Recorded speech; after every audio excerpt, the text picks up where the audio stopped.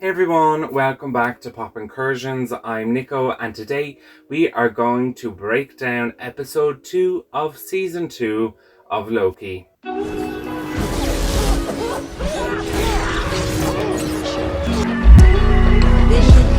is chaos magic. And yet I was the bad guy. We are not killing anyone! That's who built this place.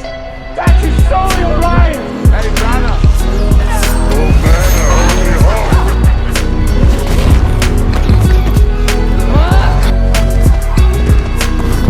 Oh, that's let's party, shall we?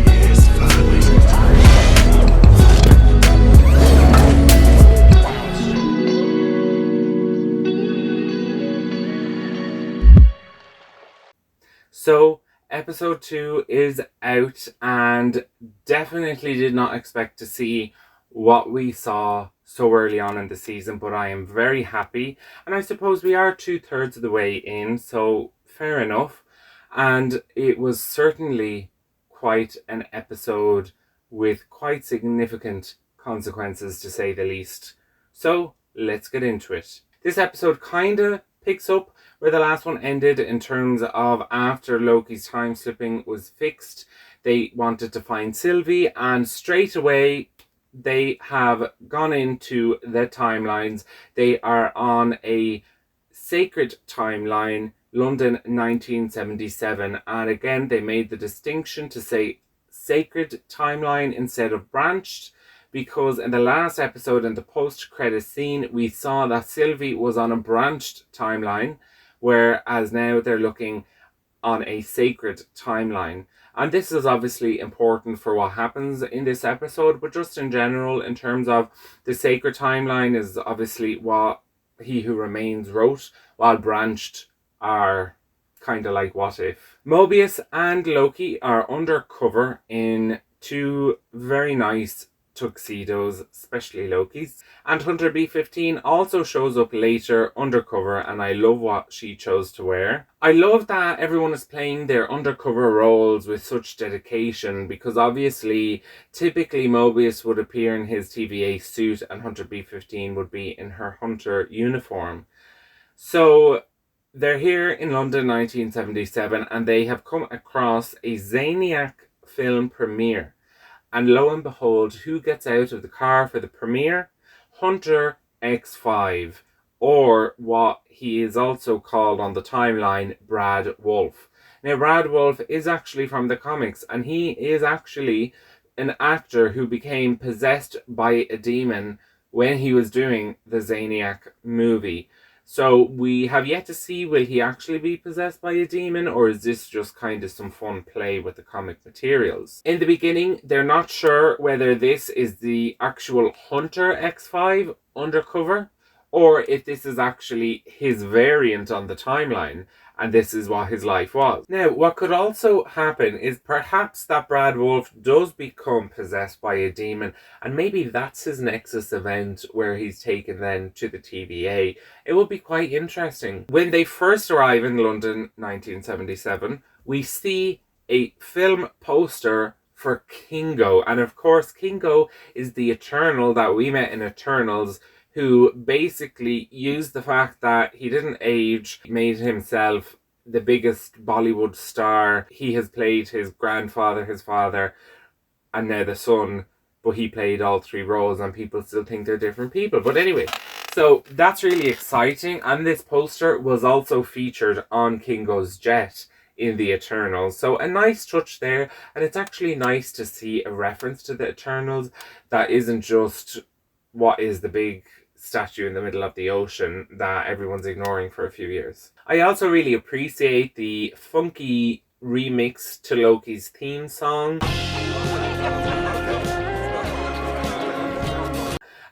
It's a very good touch considering they're in the 70s.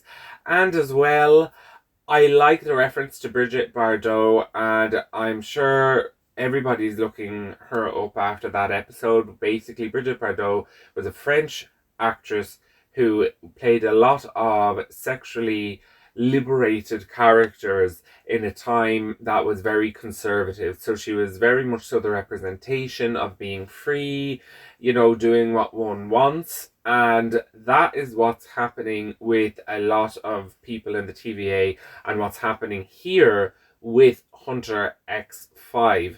It's established quickly by Mobius and Loki that this isn't just his variant on the timeline. This is Hunter X5 playing himself as Brad Wolf on the timeline. Now, because time works differently and the TVA has all this technology that allows you to travel through time and space on the timelines, we're unsure whether, you know, did he show up an hour ago and created all of this, or has he lived out an entire life? But because the way time works differently, they're only catching up now. Unsurprisingly, Hunter X5, or Brad, is surprised when Mobius and Loki appear, and he first offers them a drink, and Mobius is like, sure, let's enjoy ourselves while we're here and all dressed up. And no, he's actually taking this as the chance to run away. And we can see that he has a modified tempad that's allowing him to move similar to how Mobius was able to control where Loki moved. When Brad is running away, he goes down this alley, and he then finds himself in a street where there is a group of guys that seemingly is about to jump on him. And when he goes to strike one of them, he sees that they are not physical matter. They are in fact an illusion that Loki is casting. And then we see Loki do his infamous duplication casting that was debated last season. Powers generally include shape-shifting, illusion, projection, and my duplication favorite, casting. illusion projection.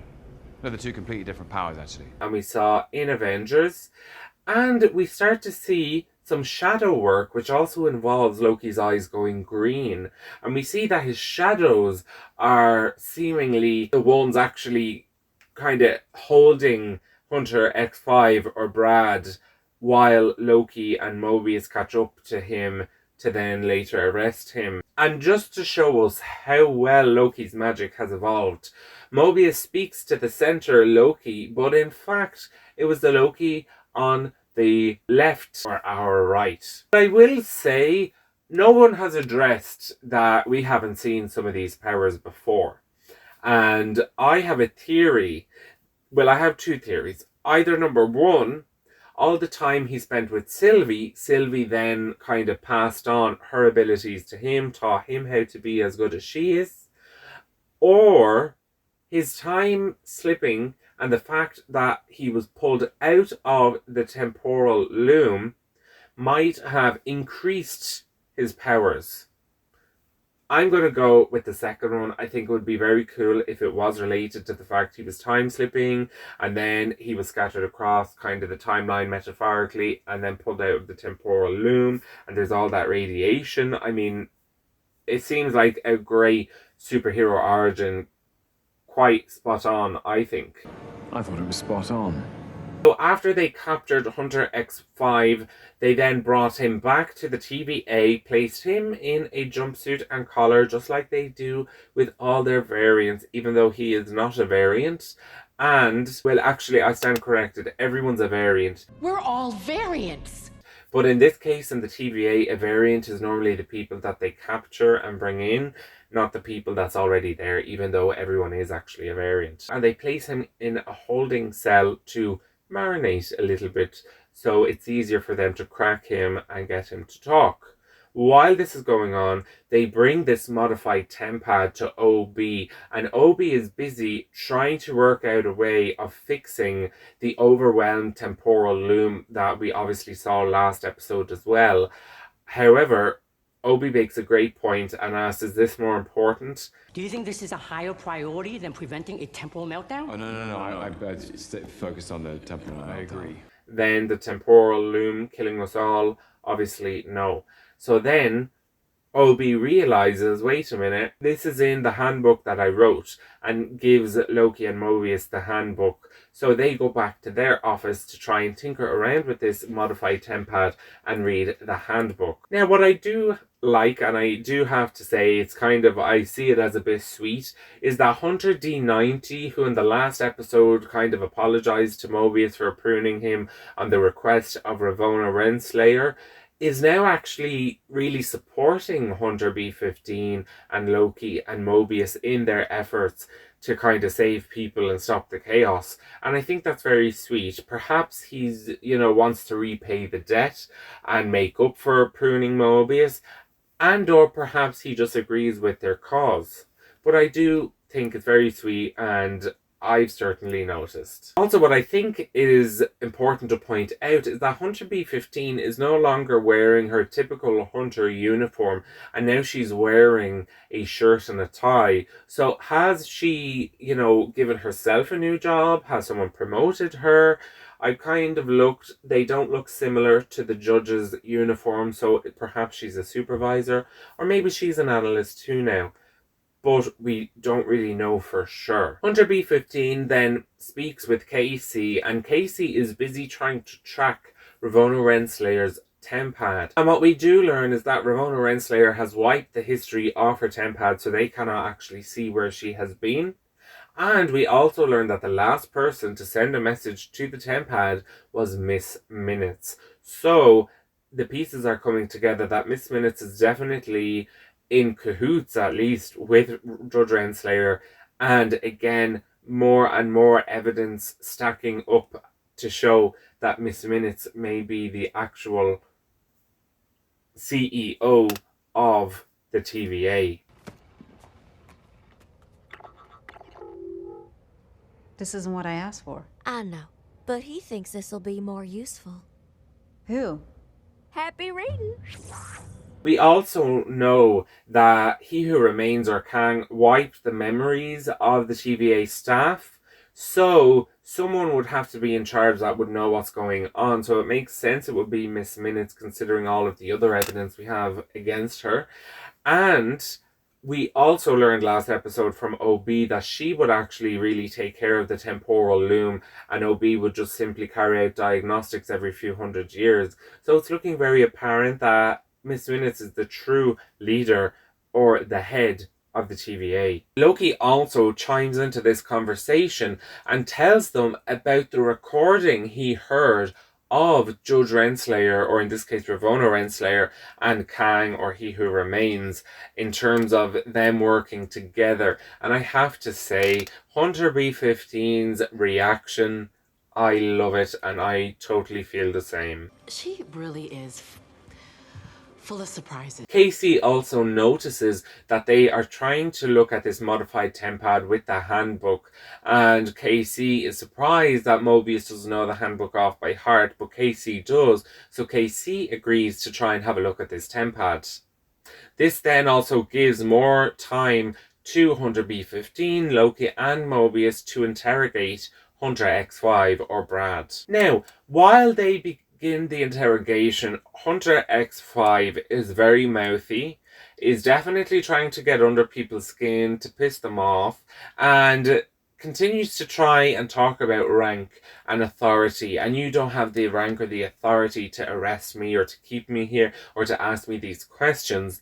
But it's ironic he's saying that, because he's the Hunter who abandoned his mission and went AWOL effectively. So I think he's the last person who can start pulling the rank and authority card. Under whose authority are you even holding me here? Because looking around this room, I do not see anyone ranking high enough to make that call. I don't need approval to detain a hunter that abandoned his post. Oh, that's good. Hunter X5 tries to go in deep to provoke Loki, and even goes as low as taking a shot at the fact that he likely was the reason his mother was killed. You just make everything worse. For Mobius, for B15, for your mother. Because that's what you do. This is obviously a very low blow, even though it's true. It's just still a low blow. And when he doesn't kind of provoke Loki, He then turns to Mobius and he strikes a nerve when he starts speaking of the fact that Mobius hasn't looked into his own life on the sacred timeline. And of course, poor Mobius just couldn't take the last comment or two. You're a nowhere man. You're a silly little man. Silly little. Obviously, after this incident, Mobius goes outside, Loki follows him, and while they're walking, they ended up reaching an automat. Now, an automat is quite a vintage idea, let's say, and we actually have seen an automat in the underrated and often forgotten Agent Carter series, which I absolutely love, and we need more Peggy Carter by Hayley Atwell. And I always say this and I will continue to say it, but we need some sort of project where Captain Carter or Agent Carter is the lead, because Agent Carter as a series was actually quite good. And imagine what a Captain Carter series or project might look like. While they're in the automat, they're having key lime pies, which are obviously green, which I think also will relate to Loki as that being his primary colour. Loki also provides good support, listening ear, shoulder to cry on for Mobius, and he even starts to open up about times that he has just lost it without being tactical, and he actually references the Avengers. I was so angry with my father and my brother, and I held the whole of New York City hostage with an alien army. And we start to see that Mobius is opening up a little bit, and then we finally get on to what's wrong, Mobius? Why is talking about your potential life on the timeline so provocative or so upsetting? And Mobius puts it quite well. You know, you might think twice in case it's something bad. Or something good. Something bad I can handle. What if it's something good? You think I want to have that rattling around in here? Of course not. Sure. If it was a bad life, he'd be able to handle that.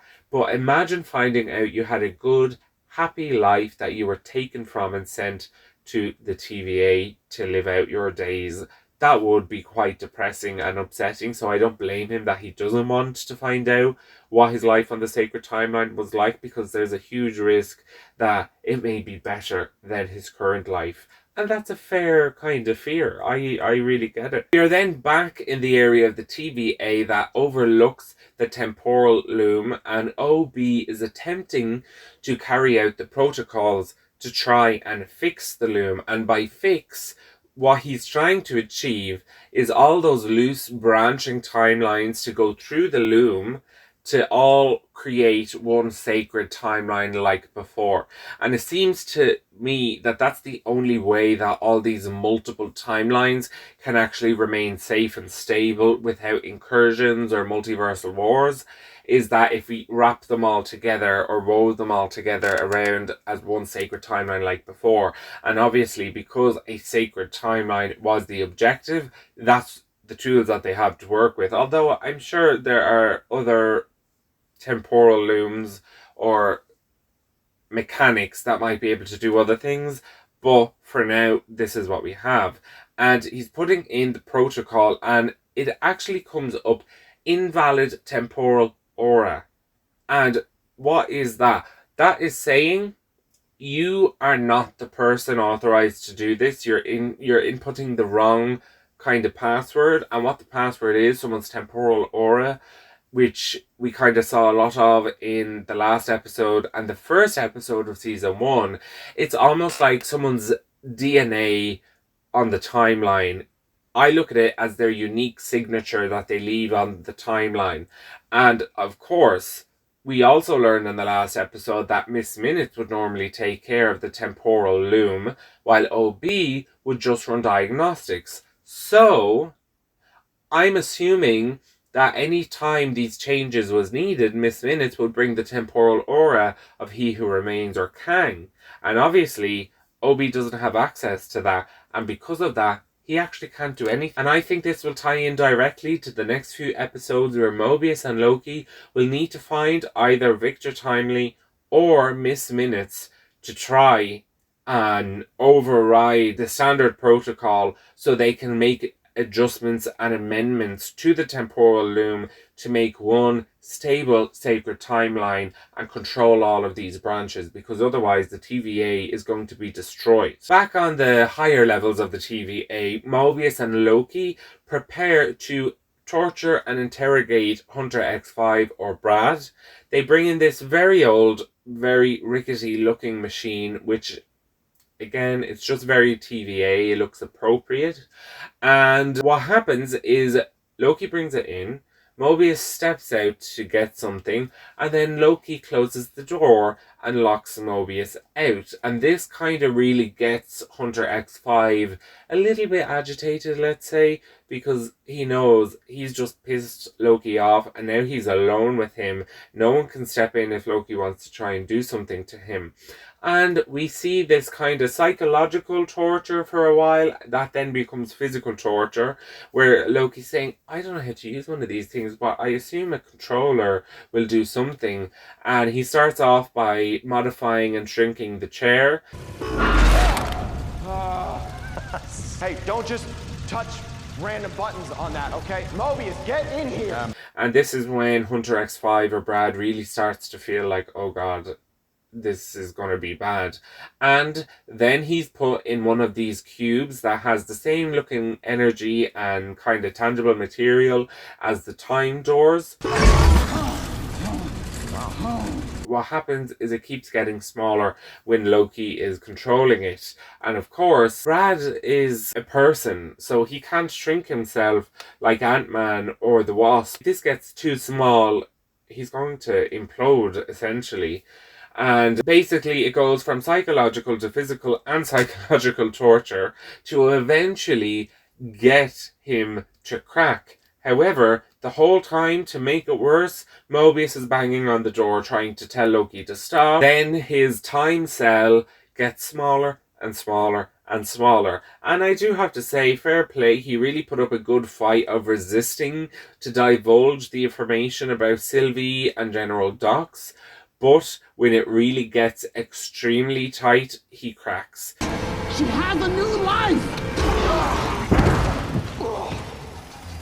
And he finally speaks the truth. And Loki knew he was lying, which is why he kept going. Hunter X5 is a very skilled and good hunter, so they know that they can't just do something little to try and scare him. They really need to knock it out of the park to make it look believable. And finally, after he cracks, we learn the door wasn't even locked, and Mobius stepped back in, and that was all part of their plan, which, bravo, gentlemen. Bravo. Hunter X5 divulges that Sylvie is living a new life on the timeline, but as we learn, he is still holding some information back. Elsewhere in the TVA, Hunter B15 brings Casey down to Mobius because Casey knows the handbook off by heart and he's being able to get small kind of wins with Ravonna Renslayer's tempad, so Hunter B15 thought he could be some help to OB. When Casey finds out who Ouroboros is, the fact that he wrote the TVA handbook, he has a little fangirling moment and he even asks OB for his autograph. You wrote the TVA guidebook. You've read it? Read it? I practically memorized it. Will you sign mine for me? Of course I will. While Hunter B15 is more concerned with the fact that OB said everyone's going to die. They then conclude between the three of them that they need the temporal aura of He Who Remains to be able to do anything with the temporal loom. Now, Loki, Mobius and Hunter X5 finally arrive on Sylvie's timeline, and again we see that this is 1982, Broxton, Oklahoma, on a branched timeline, and these distinctions are getting ever more significant as the episode goes on. As soon as they arrive there, Hunter X5 or Brad is very agitated. He really does not want to be there. He wants to get out of there. You go ahead, I'm gonna head on back, alright? Wait. Why are you so jumpy? It's making me nervous. And Mobius is like, we only got here, what's the problem? And he pretends that he's scared of Sylvie for all the crimes she's committed against his colleagues, but really, it's something much worse. Finally, they walk into the McDonald's and we see Sylvie working there. She looks absolutely horrified to see them again. And she looks quite worried, in fact, to see Loki, and I don't think she's too thrilled to see her TVA pals either. On her break, Sylvie is willing to listen to Loki, although it doesn't go down very well, because Sylvie is not interested and she doesn't care whatsoever. I haven't come here to make trouble. Then why are you here? You know, it's a bit frustrating, and it's also, it feels like, you know, are they ever going to be the same again? Because in the last episode, up until they got to He Who Remains, it really felt like they were kind of together and in this together. But then since that, she's just not interested. And you can see in Loki that he very much so cares about Sylvie and wants her in his life. Loki then refers back to what happened while he was trying to time slip back to prune himself so he could be extracted from the temporal loom. And this is when the phone was ringing and Sylvie found him out of the elevator. And Loki explains, I saw the future, you were in the TVA, why were you there, why were you looking for me? But of course, Sylvie doesn't know. This happened in the future, she hasn't lived it yet. And she makes a good point. It's the future, it's going to happen. Is it? Really? Because that sounds a lot like the future's already been written. And we both know that it hasn't, not anymore. I made sure of that. You're assuming as if the future is written, and I made sure that it isn't anymore. So maybe that actually didn't happen, because if he goes into the future, that then means that it's still somehow being, you know, predetermined or written for them, rather than this free will concept that Sylvie has been battling her life for and all throughout last season. So it's an interesting kind of take as to whether or not, if he goes into the future and sees something, is that actually going to happen, or is he just seeing a possibility? Why am I looking at another me? You're looking at the possibility of another you. You're in a probability storm. And we know that in terms of the multiverse, especially with Kang's technology, it doesn't work on there's universe 616, there's universe 838, there's universe 2099. It doesn't work like that. It's all based on a probability and the probability of this situation happening. So perhaps that future was only a glimpse at the probable future, but not the confirmed future. But we don't know that answer because we don't actually have any hard proof that it's still being written or it's predetermined, or whether it is actually free will. In that case, how can he see something in the future if it hasn't been written yet? Despite that Sylvie is not interested in the TVA, Loki urges her to somehow help them because her new life and her new home will be destroyed without the TVA. Without the TVA, all of this, everything, is gone. And they're kind of a necessary evil in a sense. Not necessarily anymore, but they're still somewhat of a necessity because they're the only people in the universe that can actually try and save these branching timelines and the rest of the timeline. While they're speaking, Mobius is enjoying his McDonald's, although he can't really enjoy it because Hunter X5, or Brad, keeps complaining of, why are we still here? Can you not drop me back off? Let me go now. I brought you to Sylvie. And as time passes, Mobius starts to read in between the lines and he's like, wait a minute. This is an ambush. Something bad is going to happen. Why don't we just get this to go? How about that? It packs right up. Let's just get it to go and we get up and we get out of here. How about that? You're like a broken record. It's like, is this a setup? Hey, what's going on? So Mobius brings Hunter X5 out to Loki and Sylvie, and he's trying to get X5 to tell them what is going on. Why is everyone going to die if we stay here? If we stay here, we're all gonna die. They're gonna die. Orange shirt, she's gonna die. And Sylvie's fed up of it, obviously, and she just enchants him to see his memories. Unless we... All this for Sylvie? I don't buy it. They're gonna bomb every branch. General Dox's plan is to bomb the branching timelines to prune them out of existence. And there's a high possibility that they will be pruned out of existence if they are on these branching timelines when that happens. So straight away they kick Hunter X5 through a time door back to the TVA, and they go and find General Dox with the rest of her new followers. Hunter B-15 and Mobius can communicate, either, I assume, maybe their TemPads or some sort of communication device. They've pruned 30% of the branches.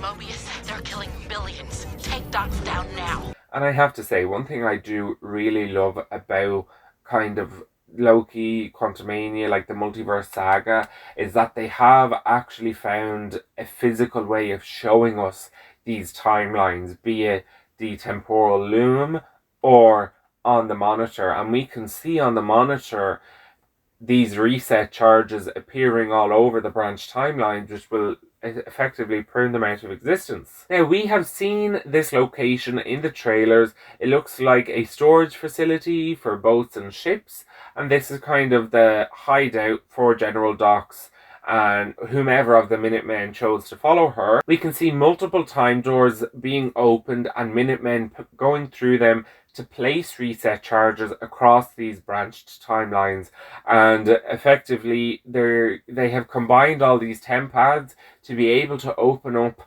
all these doors to the different branch timelines, and then to, I suppose, try to detonate the reset charges all at once. And we can hear through the communication from Hunter B-15 and Mobius that already 30% of the branch timelines have been pruned, which is quite a lot. And that's already billions of people murdered. Sylvie, she's gonna prune all the new branches. She already is. Mobius, she's gonna kill them all. Start tracking those charges. Loki and Sylvie then step up and begin to fight them to try and stop them from pruning anymore, and we get a very, very good action sequence, I have to say, that involves a lot of magic. And I feel like we haven't seen this kind of magic, in the sense of pure magic, being emitted throughout the air, if you know what I mean, since Doctor Strange in the Multiverse of Madness. So I'm happy to see some magic again from the MCU. They join hands and use their magic together, which sends General Dox and whatever Minutemen that hadn't escaped across the room, and no doubt gave them a lovely little concussion. But we did learn that unfortunately some of the Minutemen that were following General Dox did get to escape, and obviously they still have the ability to prune and reset these different timelines. Is this all of Dox's loyalists? Everyone who didn't escape. Mobius, you should come back. In the last episode, when we met General Dox, she came across much more authoritative. She came across quite in control and cool in the face of emergency or conflict. Whose authority did you make the call to stop pruning branches? We didn't. This changes everything. This changes nothing. And stand down! Mobius. But here, she seemed very kind of agitated, scared, and vulnerable. And I wonder, is there a reason for the big change? Our mission is compromised. Set up what you can. Instead of fighting Loki and Sylvie, she just kind of wants to finish the mission and escape. And if you had asked me last episode if Loki and Sylvie wanted to fight her, would she fight them back? I would have said yes. But obviously, I stand corrected. After Loki and Sylvie use their magic together to throw everyone else across the room, we still see Hunter D90 remaining loyal to the TVA, well, the current TVA, by arresting General Dox and whoever didn't escape. But some did, unfortunately, and no doubt they will cause more problems as the series continues. They all return back to the TVA, where they're all devastated by the massacre they just witnessed of all these branched timelines. Billions of lives lost thanks to General Dox and her followers from kind of bombing the sacred timeline with reset charges and eradicating all these different branched timelines. Those are people.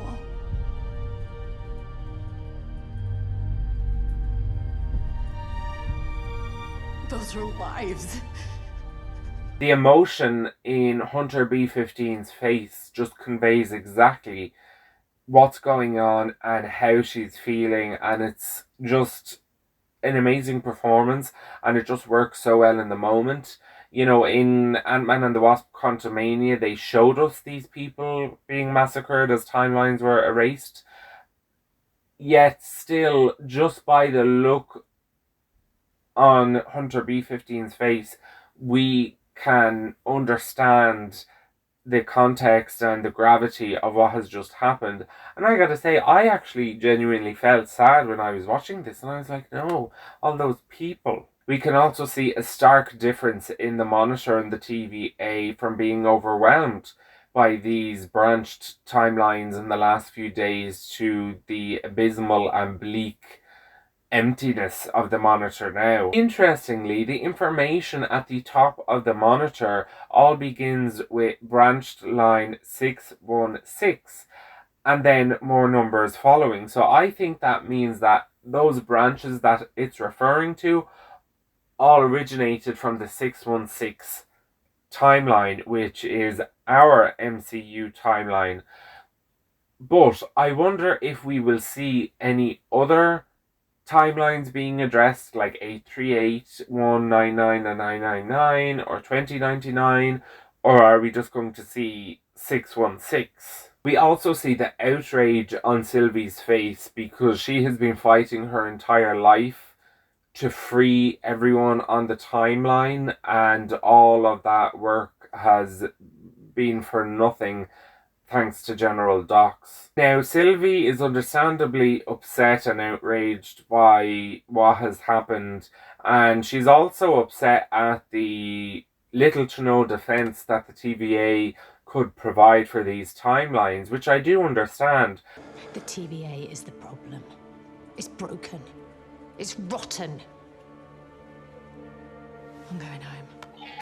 If it's still there. Please don't. But also, her plan in season 1 was to burn the TVA from the ground, all levels, and instead of doing that, she killed He Who Remains, which set the timelines free. But then she went to McDonald's and started her new life, knowing that the TVA still has the power to prune those timelines and those people. So, you know, maybe she should have done that before getting her chicken McNuggets. Maybe a consideration for season 3 or 4 of What If. We then see that thankfully Sylvie's timeline is still intact and ongoing, and we see her chilling out on her van outside of work and saying goodnight to her boss. And you can see that she's appreciative for this newfound ordinary life that she's always wanted. However, just at the end, we see that she still has He Who Remains Tempat, and it looks like she might be up to something, or she might be thinking of an idea or curious about something that she might use the Tempat. So what is going on there? Maybe we'll find out next episode. So everyone, thank you so much for watching. I hope you enjoyed this video, and I hope that you are going to be sticking around and click that subscribe button for our future Loki breakdowns. We also have videos about the Marvels underway, and plenty of Funko Pops, including Loki Funko Pops, the Marvels Funko Pops, and even WandaVision Funko Pops for Halloween. Let me know what you thought of this episode in the comments below. Who do you think General Dox is working with or for? And where do you think Ramona Renslayer and Miss Minutes are? And actually, what is Sylvie up to? That's the real question I'd like to know. You can also carry the conversation over to social media. The links are in my description. I would also appreciate it if you could give the video a like.